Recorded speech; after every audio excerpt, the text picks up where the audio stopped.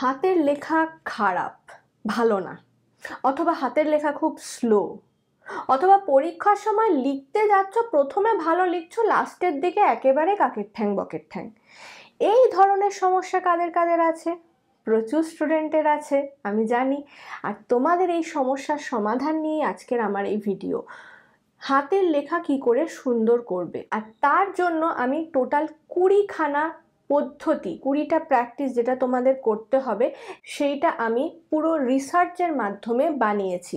এই 20টার মধ্যে তোমরা 20টাই যে করতে হবে সেটা নয়, তবে শুনে রাখলে, জেনে রাখলে এবং যখনই লিখতে বসবে তোমরা এই 20টা জিনিস মাথায় যদি থাকে, শোনা জানা বোঝা যদি থাকে, তোমাদের যদি লিখতে লিখতে কখনো মনে হয় যে না এই ভুলটা আমি করছি, এটা এইভাবে শুধরাতে হয়, তাহলে সুবিধা হয় না? তাই জন্য আমি পুরো ডিটেলসে 20খানা মেথড, 20টা জিনিস তোমাদের যেগুলো মাথায় রাখতে হবে হাতের লেখা সুন্দর করতে হলে, সেইটা এই ভিডিওতে বলবো। তার সাথে 3খানা আমি এক্সারসাইজ বলবো, যে এক্সারসাইজগুলো তোমাদের করতে হবে। আর এই টোটাল 20 প্লাস লাস্টের 2-3টে এক্সারসাইজ, সেগুলো কম্বাইন করে যখন তোমরা হাতের লেখা প্র্যাকটিস করবে, লিখবে, তখন দেখবে তোমাদের আর কোনো অসুবিধা হচ্ছে না, তোমাদের হাতের লেখা ইমপ্রুভ হচ্ছে। আর এই যে আমি পদ্ধতিটা বলবো, পদ্ধতিগুলো বলবো, অবশ্যই লিখতে বসার সময় সব কটা মাথায় রেখে খেয়াল করে নেক্সট 7 দিন, 1 সপ্তাহ প্র্যাকটিস করবে। ঠিক 7 দিন পর থেকে দেখবে এটা তোমাদের নিজের থেকে চলে আসছে। তাই জন্য কোনো কিছু প্র্যাকটিস করতে গেলে, কোনো কিছু ভালো করতে গেলে একটু তো প্র্যাকটিসের দরকার, তাই না? তো সেই প্র্যাকটিসটা করা হয়ে গেলে দেখবে 7 দিন পর থেকে এটা তোমাদের নিজের থেকেই আসছে, ভেতর থেকেই তোমরা ওইভাবেই লিখছো। ঠিক আছে, তাহলে প্রথম থেকে শুরু করি। ফার্স্টে ধরো তোমরা এরকম খাতার মধ্যে লিখছো, খাতাটাকে এইভাবে সোজা নিয়ে বসবে না, খাতাটা একটু বেঁকিয়ে নিয়ে বসবে। যারা বাঁ হাতে লেখো তাদের ক্ষেত্রেও বলবো এই সাইডে একটু বেঁকিয়ে নিয়ে লিখবে। তো এই বেঁকিয়ে নিয়ে লিখলে তোমাদের লেখা কিন্তু সুন্দর হয়। যাদের অভ্যেস সোজাভাবে লেখা, তারা একটু খাতাটাকে নিজের কাছ থেকে বেঁকিয়ে নিয়ে লেখাটা প্র্যাকটিস করবে। এটা হচ্ছে প্রথম পশ্চার। সেকেন্ড হচ্ছে বডি পশ্চার। বডি কেউ এইভাবে লিখছো, কেউ এইভাবে লিখছো, কেউ এইভাবে লিখছো না। তোমাদেরকে লেখা সুন্দর করতে গেলে, যদি তোমরা চাও যে আমার হাতের লেখাটা সুন্দর হবে, তাহলে অবশ্যই তোমাদেরকে এইভাবে গুছিয়ে বসে সোজা হয়ে লিখতে হবে। ঠিক আছে, এই জিনিসটা মাথায় রাখতে হবে। থার্ড যে পয়েন্টটা বলবো সেটা হচ্ছে, অনেক সময় তোমরা লেখার সময় এইভাবে ধরে এইভাবে রিস্টটাকে মুভ করো, মানে এইরকম বেঁকে যাচ্ছে, তাই না? রিস্ট মুভমেন্ট করো না। রিস্ট না মুভ করে তোমরা হাতটাকে মুভ করবে। রিস্ট মানে হচ্ছে এই কবজি। দেখছো আমি এইভাবে যে লিখছি, এরম এরম করে রিস্টটা সরছে। এই রিস্টটা সরলে কিন্তু হবে না। তোমাদেরকে কি করতে হবে, লেখার সময় এইভাবে হাতটাকে সরাতে হবে, এইরকমভাবে এইভাবে হাতটাকে সরিয়ে সরিয়ে তোমাদেরকে লিখতে হবে কনস্ট্যান্টলি। তবেই তোমাদের লেখাটা সুন্দর হবে, সমানভাবে হবে। 4 নম্বর পয়েন্ট হচ্ছে পেনের প্রেসার চেক। অনেকের অভ্যেস আছে পেনটাকে খুব গেঁথে লেখার, একদম খুব জোরে প্রেসার দিয়ে লেখার। তাতে তোমাদের কি হয়, প্রেসার দেওয়ার জন্য হাতের লেখা এক তো স্লো হয়ে যায়, সেকেন্ডলি যখন উল্টো দিকের পাতাটাতে দেখবে এখানেও একদম বড় বড় করে ছেপে যাওয়ার মতন লেখাগুলো ছেপে যায়। তো অত জোরে প্রেসার দিয়ে লিখবে না। যাদের, বিশেষ করে যাদের হাতের লেখা স্লো, তারা নিজেদের প্রেসারটাকে একটু কম করার চেষ্টা করবে। ঠিক আছে, নেক্সট 7 দিন, তারপরে অটোমেটিক্যালি ওটা হয়ে যাবে। তো প্রথম 7 দিন চেষ্টা করবে কম প্রেসার দিয়ে লেখার। এবার 5 নাম্বার হচ্ছে পেন কিভাবে ধরছো তার উপর নির্ভর করে। পেন ভালো 3 টাকার পেন দিয়ে বা 5 টাকার পেন দিয়ে লিখলে খারাপ লেখা হবে, 50 টাকার পেন দিয়ে লিখলে ভালো লেখা হবে, সেরম কিন্তু নয়। আমি 5 টাকার পেনেও প্রচুর সুন্দর লেখা হয়, আর 50 টাকার পেনেও দেখেছি অনেক সময় ওই কালি বেরিয়ে যায়, স্মাজ হয়ে যায়। তাই জন্য লেখা সুন্দর হবে পেন দিয়ে তা কিন্তু না। হ্যাঁ, অবশ্যই পেন দিয়ে তোমার ফেভারিট পেন, তোমার যেটাতে সুবিধা হচ্ছে সেই পেনে লিখতে, যেই পেনে লিখতে সেই পেন দিয়ে অবশ্যই তোমরা লিখবে। তো সেই ক্ষেত্রে পেনটা ম্যাটার করে। আদারওয়াইজ দামি পেন দিয়ে লিখলেই ভালো লেখা হবে এটা এরম কিন্তু নয়। ঠিক আছে? এবার পেনটাকে খুব কাছ থেকে যদি ধরো, এইভাবে যদি ধরো টিপে, তখন কি হয়, তোমরা লেখার সময় দেখবে ফিঙ্গারের মুভমেন্টটা বেশি হয়, এইভাবে আঙুলের মুভমেন্ট, আঙুলটাকে বেশি ঘোরাতে হয়। তো তার জন্য তোমার লেখা অনেক স্লো হয়ে যায়। আবার যদি খুব উপরে যদি পেনটাকে ধরো, তাহলে পেনের উপর থেকে তোমাদের কন্ট্রোলটা হারিয়ে যায়। তাই জন্য চেষ্টা করবে যে এরকম একটা কমফোর্টেবল মাঝামাঝি জায়গায় পেনটাকে ধরে লিখতে, যাতে পেনের উপর তোমার কন্ট্রোলও থাকে আর লেখার সময় তোমার ফিঙ্গারকে খুব বেশি মুভ না করাতে হয়। নেক্সট হচ্ছে পেপারের কোয়ালিটি। চেষ্টা করবে তোমরা যে খাতায় লিখছো সেটা অ্যাটলিস্ট 70 GSM এর উপর যেন হয়, বা 70 GSM যেন হয়। খুব পাতলা পাতলা খাতায় লিখলে কি হয়, লেখাটা পরের পেজে ট্রান্সফারও হয়ে যায়, কালিটা পিছনে মনে হয় পিছন পাতাতেও লিখেছো, তখন সেই পাতাতে যখন তুমি লিখছো লেখাটা খুব নোংরা নোংরা লাগে। তাই জন্য চেষ্টা করবে একটু ভালো কোয়ালিটির পেপারে প্র্যাকটিস করা লেখা, যাতে তোমার হাতের লেখা যদি কারোর খুব খারাপও হয়, পড়ার যোগ্য হয়, যাতে বুঝতে পারা যায়। বা পেপারটাই খারাপ হলে পরবর্তীকালে তোমার পেপারের জন্য তুমি নিজের লেখাই নিজে পড়তে পারবে না, এরম যেন না হয়। এবার 8 নাম্বার পয়েন্টে বলবো, অনেকেই লেখার সময় কোনো জায়গায় যদি ভুল হয় এরম ঘিচি ঘিচি ঘিচি করে কাটবে না, এতে দেখতে আরো বেশি অগোছালো লাগে, নোংরা লাগে। তোমার হাতের লেখা যতই সুন্দর হোক বা গোছানো হোক, এই ঘিচিঘিচি করে কাটলে জিনিসটা বাজে দেখতে হয়ে যায়। তাই চেষ্টা করবে সবসময় ওয়ান স্ট্রোক দিয়ে একটা এরকম লাইন দিয়ে জাস্ট কাট করে দেওয়ার, স্ট্রাইক থ্রু করার।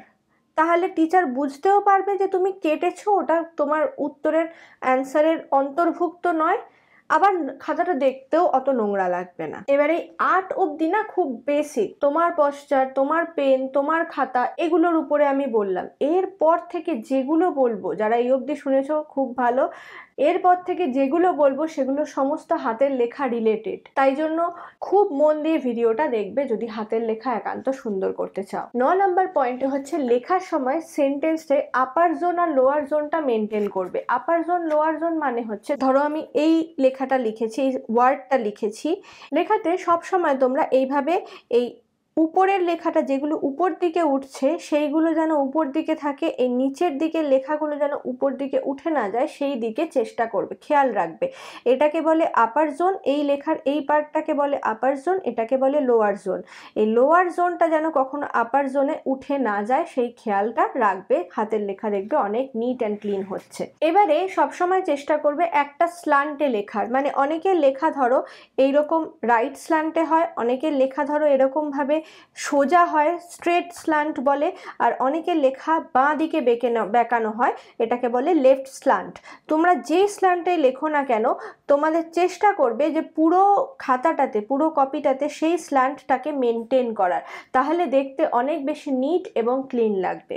অনেকে কিছুটা লেফট স্ল্যান্টে লিখছো, কিছুটা রাইট স্ল্যান্টে লিখছো, কিছুটা সোজাভাবে লিখছো, এই জিনিসটাকে করবে না। 11 নাম্বার পয়েন্টে বলবো, লেটারের যে সাইজ সেটাকে একটা ইউনিফর্মিটি মেনটেন করার চেষ্টা করবে। অর্থাৎ খুব বড় বড় করেও লিখবে না, খুব ছোট ছোট করেও লিখবে না, একটা মাঝারি মানের পরিমাণ করে তোমরা যদি লেখো, দেখবে লেখাটা সুন্দর দেখতেও লাগছে আর পড়তেও ভালো লাগছে।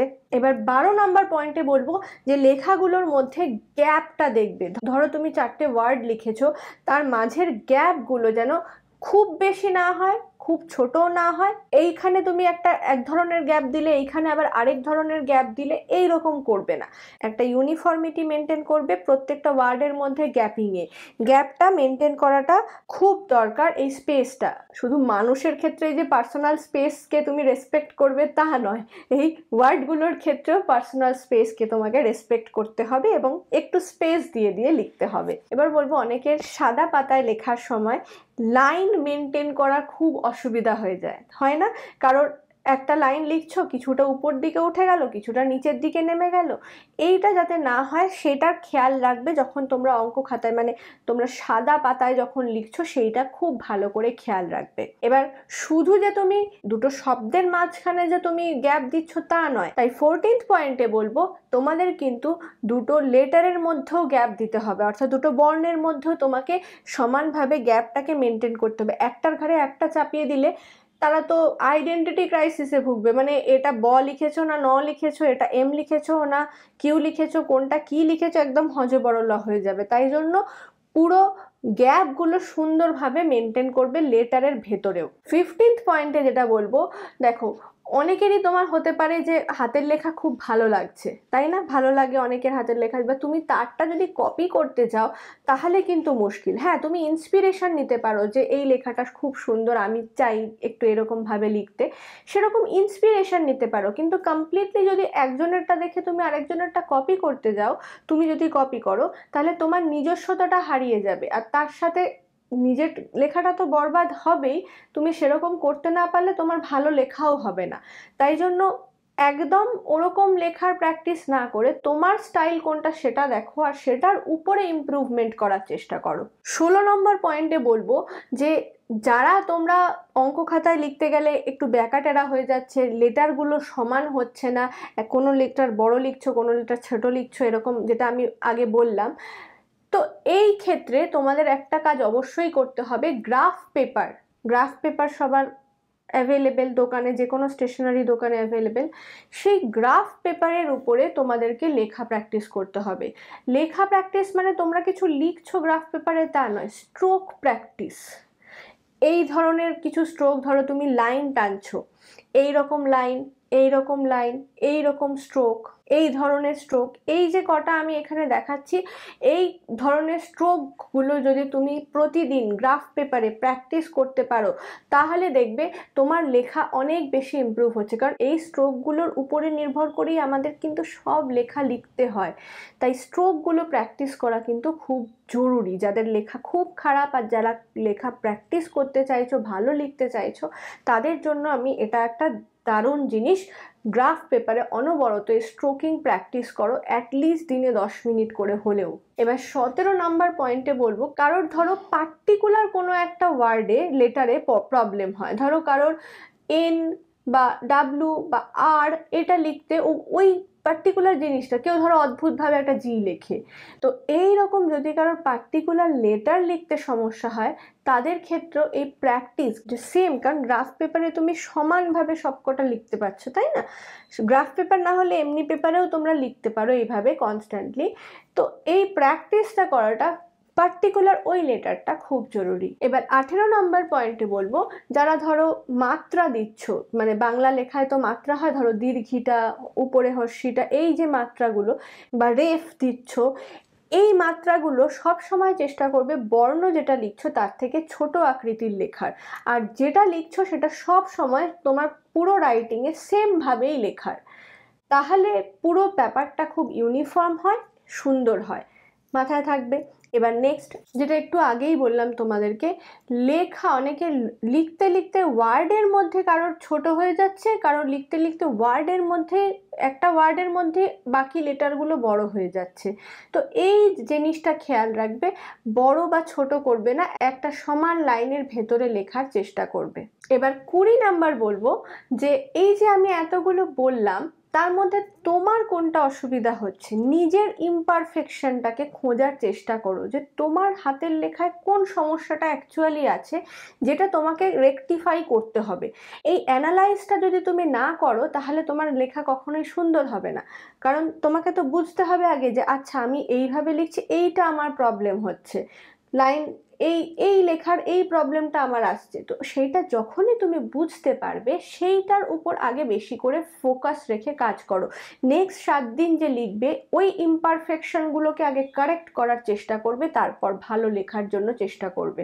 তো ইমপারফেকশনগুলো যখনই তোমার পারফেক্ট হয়ে যাবে, কারেক্ট হয়ে যাবে, তখন অটোমেটিক্যালি দেখবে তোমার লেখাটা আগের থেকে অনেক বেশি ভালো হয়ে গেছে। লাস্টে একটা কথা অবশ্যই বলবো, তোমাকে সব সময় ফোকাস রাখতে হবে আর কনসিস্টেন্ট থাকতে হবে। না লিখতে লিখতে কিন্তু লেখা কিন্তু খারাপ হয়ে যায়। তাই যাদের হাতের লেখা ভালো না, তারা বেশি করে প্র্যাকটিস করবে, কনস্ট্যান্ট প্র্যাকটিস করবে, নিজের নোটস নিজে লিখবে, ভালো করে লিখবে, দেখবে লেখা ইমপ্রুভ হতে বাধ্য। যে পরীক্ষায় দাও না কেন, সামনে তোমার মাধ্যমিক থাকুক, উচ্চ মাধ্যমিক থাকুক, এসএসসি থাকুক, এইচএসসি থাকুক, তোমরা চেষ্টা করবে সেগুলোর মক টেস্ট দিতে, টেস্ট পেপার থেকে প্র্যাকটিস করতে, বারবার করে লিখতে। এই লেখা যত তুমি প্র্যাকটিস করবে তত তোমার সুন্দর হবে। কিছুদিন, এই নেক্সট 7 দিন চেষ্টা করবে যে আমি আমার হাতের লেখা, যা আমি ভেতরে যাই লিখি না কেন, আমার হাতের লেখা যেন ভালো হয়। এটা একবার ভালো করে যদি প্র্যাকটিসে আনতে পারো, তখন দেখবে তোমার তোমার মাইন্ডের সাথে তোমার হ্যান্ডটা কোঅর্ডিনেটেড হয়ে গেছে। এই কোঅর্ডিনেশনটা আনার জন্য আমি বললাম 7 দিন প্র্যাকটিস করতে। একবার যদি কোঅর্ডিনেটেড হয়ে যায় তখন দেখবে তোমার আর লেখাতে খারাপ হচ্ছে না। এবার লাস্টে বলেছি যে আমি 3টে প্র্যাকটিস করার কথা বলবো, 3টে এক্সারসাইজ বলবো। 3টে এক্সারসাইজ হচ্ছে, প্রথমেই বলবো এয়ার রাইটিং প্র্যাকটিস করবে। এয়ার রাইটিং মানে হচ্ছে তোমরা হাতে, ধরো যেখানে যাই করছো তুমি হাতে এইভাবে লিখছো, তুমি সমানভাবে নিজের নামটাই লেখার চেষ্টা করো, ঠিক আছে? এইভাবে লিখছো, বন্ধুদের সাথে গল্প করছো, নিচে এইভাবে লিখছো। তো এই যে এয়ার রাইটিংটা প্র্যাকটিস করাটা ভীষণ ইম্পর্টেন্ট, তাহলে তোমার সব সময় ব্রেনের সাথে হ্যান্ডটা কোঅর্ডিনেটেড থাকবে। নেক্সট সেকেন্ড যেটা বললাম প্র্যাকটিস, সেটা হচ্ছে আগেই বলেছি যে গ্রাফ শিটে তোমাদের স্ট্রোক প্র্যাকটিস করতে হবে, এই স্ট্রোকগুলো। থার্ড যেটা বলবো প্র্যাকটিস, সেটা হচ্ছে যে কোনো জায়গায় লেখার আগে, ধরো তুমি পরীক্ষার সময় লিখতে যাচ্ছ, পরীক্ষার আগেও যদি তোমার পিছনে রাফ শিটে লেখার পারমিশন থাকে, যদি তোমার কোনো রাফ পেজ থাকে, কোয়েশ্চেন পেপার থাকে, তুমি সেখানে পেন্সিল দিয়ে যে স্ট্রোকগুলো তুমি গ্রাফ শিটে করো সেই রকম স্ট্রোকগুলো কিছু পরীক্ষায় মেন লেখাটা লেখার আগে ওইখানে প্র্যাকটিস করবে, বা এয়ার রাইটিংও করতে পারো। তো এইটা করলে কি হবে, ঠিক পরীক্ষার সময় যখন তুমি স্টার্টিংয়ে লিখবে তখন তোমার ব্রেন আর হ্যান্ডের কোঅর্ডিনেশনটা যাতে আগে থেকেই তৈরি হয়ে যায়, তার জন্য এই প্রচেষ্টা। তাই যাদের যাদের এখন পরীক্ষা চলছে বা সামনে নেক্সট ফেব্রুয়ারি, মার্চ, এপ্রিল এইসবে সব পরীক্ষা আছে, তারা এই প্র্যাকটিসটা অবশ্যই করবে। 7 দিন বাদে এই ভিডিওতেই এসে তোমরা আমাকে কমেন্ট করবে যে হ্যাঁ ম্যাম আমার ইমপ্রুভমেন্ট হয়েছে। আর তোমার যদি মনে হয় তোমার কোনো বন্ধু বা বান্ধবীর হাতের লেখা খারাপ এবং তার এই ভিডিওটা দেখলে উপকার হবে, অবশ্যই তার সাথে এই ভিডিওটাকে শেয়ার করে দিও। দেখা হবে আবার পরবর্তীকালে এরকমই কোনো গুরুত্বপূর্ণ এবং ভালো ভিডিওতে। ততক্ষণ খুব ভালো থেকো আর খুব মন দিয়ে পড়াশোনা করো।